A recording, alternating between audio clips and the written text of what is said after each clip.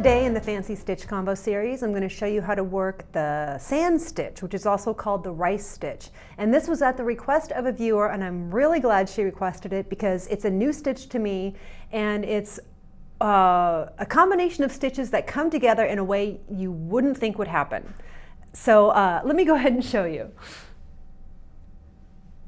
Here is a very bulky example of the sand stitch. It is not stockinette. It is not seed stitch, it's not moss stitch, it's something that isn't any of those things with just simple knit and purl stitch combinations. Now, it is just enough of a knit and purl combination that it doesn't curl.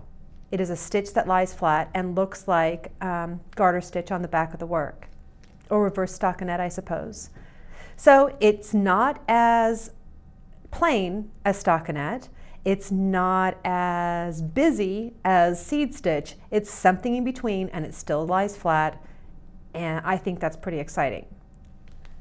It has about the same stretch as regular stockinette, because I know somebody will ask me that if I don't remember. Okay, this is the very bulky sample.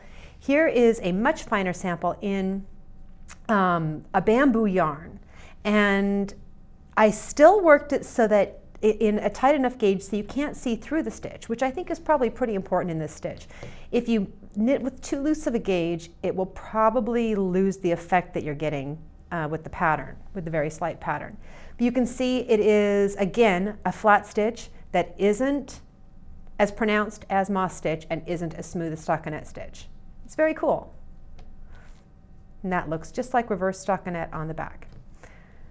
So the instructions for working this are in the video description below, as well as on my website, and I give you instructions for working it both flat and in the round. And I'm going to show you just how simple it is. I am going to start here with just row 1. Sometimes I work a wrong side row first, but in this one I'm just going to start with row 1, which is just knitting all of the stitches.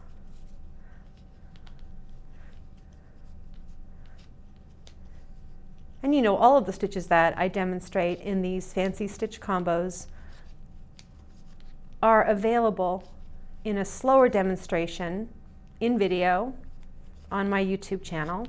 And I'll make sure I give you links to both the knit and purl stitches in case you need help with that. I forgot to tell you I did cast on an even number of stitches. That was row 1. Row 2 is knit 1, purl 1 all the way across. And the most complicated thing about this is after you knit 1, you have to pull the yarn forward between the 2 needles to purl 1, and then pull the yarn back between the 2 needles to knit 1.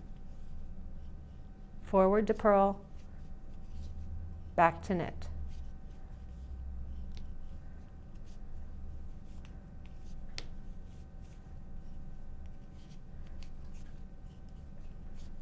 You do that all the way across. And because you cast on an even number of stitches, you will end with a purl 1.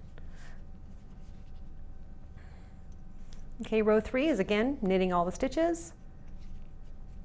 This is almost like a staggered seed stitch because the purl bumps are just like seed stitch with a row of stockinette between. If that's confusing, just pretend I didn't say it. But if you like to figure things out, that will probably make sense to you. And then row 4 is the same as row 2, except for we're going to purl 1, starting with a purl 1 instead of with a knit 1. Yarn forward to purl, yarn back to knit.